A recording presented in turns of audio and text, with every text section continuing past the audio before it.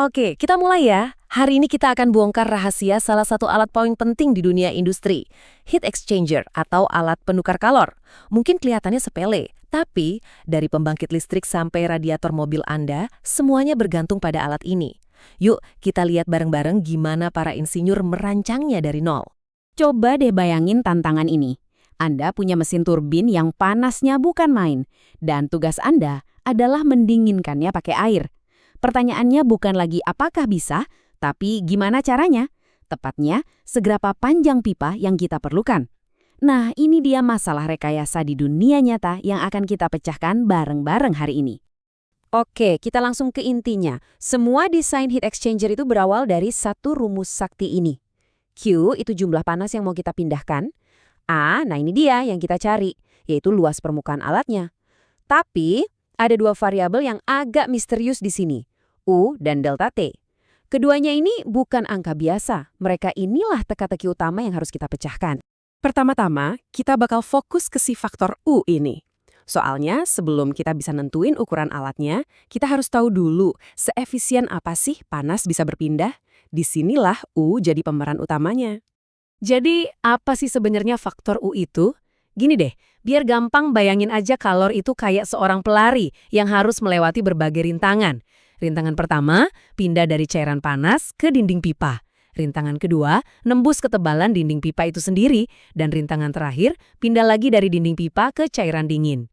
Nah, U itu adalah nilai total yang menggabungkan semua rintangan ini jadi satu angka. Desain kita di atas kertas kelihatannya udah oke. Tapi dunia nyata itu kan nggak sebersih laboratorium. Apa coba yang terjadi kalau cairan yang kita pakai, misalnya air sungai, itu nggak 100% murni? Seiring waktu, sesuatu yang nggak bisa dihindari pasti akan terjadi. Nah, ini dia biang keroknya, kerak, atau bahasa kerennya fouling. Lapisan kerak ini, entah dari mineral air atau endapan oli, fungsinya jadi kayak selimut isolasi yang nggak kita inginkan. Ini jadi rintangan ekstra. Makanya para insinyur sengaja mendesain alat yang sedikit lebih besar dari kebutuhan awalnya. Jadi ada semacam pertukaran. Biaya di awal lebih mahal, tapi biaya perawatannya nanti jadi lebih ringan. Nah, tabel ini nunjukin dengan jelas banget maksud saya tadi. Lihat deh, uap air yang super murni itu faktor keraknya hampir 0. Tapi coba lihat air sungai, faktornya bisa 10 kali lipat lebih tinggi dari air laut. Jadi, jenis cairan yang Anda gunakan itu sangat menentukan seberapa besar hambatan tambahan yang harus dimasukkan ke dalam perhitungan faktor U Anda. Oke, misteri U udah kepecahin. Sekarang, kita pindah ke teka-teki kedua. Si delta T atau beda temperatur. Mungkin kelihatannya gampang ya, tinggal kurangi suhu panas dengan suhu dingin. Beres kan? Eits, tunggu dulu, ternyata nggak sesederhana itu. Disinilah letak rumitnya. Coba perhatikan grafik ini. Kalau alirannya paralel, kedua cairan masuk dari sisi yang sama. Perbedaan suhunya paling besar di awal, terus makin lama makin kecil. Tapi, kalau alirannya berlawanan atau counterflow, cairan panas dan dingin masuk dari ujung yang berbeda. Ini bikin perbedaan suhunya jadi lebih stabil di sepanjang alat, yang artinya jadi jauh lebih efisien. Efisiensi ini penting banget, karena kita bisa dapat hasil yang sama dengan alat yang lebih kecil, dan pastinya lebih murah. Jadi, beda suhu itu bukan satu angka, tapi terus berubah. Jadi, gimana caranya kita dapat satu nilai delta T yang pas buat rumus kita kalau suhunya berubah-ubah terus? Tenang, para insinyur punya jurus andalannya, LMTD atau beda temperatur rata-rata logaritmik. Ini cara matematis yang cerdas buat menghitung satu suhu rata-rata efektif yang benar-benar mewakili kekuatan perpindahan panas di seluruh alat. Nah, ini dia rumusnya.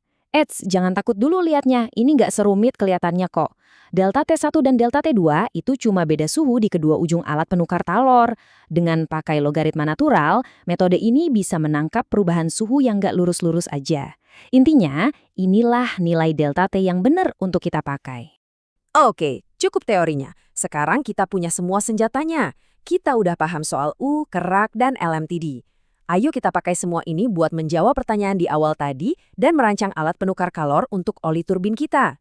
Oke, ini dia misi kita. Oli masuk super panas di 100 derajat Celcius dan kita mau dinginkan sampai 60 derajat. Pendinginnya pakai air yang masuk di suhu 30 derajat. Konfigurasinya aliran berlawanan biar efisien. Tugas kita, tentukan panjang pipa yang dibutuhkan untuk misi ini. Gampang kok, kita bakal ikutin peta ini. Cuma 4 langkah. Pertama, cari tahu berapa banyak panas yang harus dibuang. Kedua, hitung beda suhu rata-rata efektifnya. Ketiga, tentukan koefisien perpindahan panas totalnya. Dan terakhir, dari situ semua, kita bisa hitung luas permukaan dan akhirnya panjang pipa yang kita cari. Langkah pertama beres. Berdasarkan perhitungan aliran dan suhu oli, kita perlu membuang energi sebesar 8.524 watt. Nah, ini nilai Q kita. Semua panas ini nanti harus diserap sama si air pendingin. Langkah kedua, LMTD. Setelah kita hitung suhu air pas keluar, yang ternyata 40,2 derajat, kita bisa langsung masukkan semua angkanya ke rumus LMTD. Hasilnya, kekuatan pendorong termal rata-rata yang efektif adalah 43,2 derajat Celcius. Ini dia delta T kita yang akurat.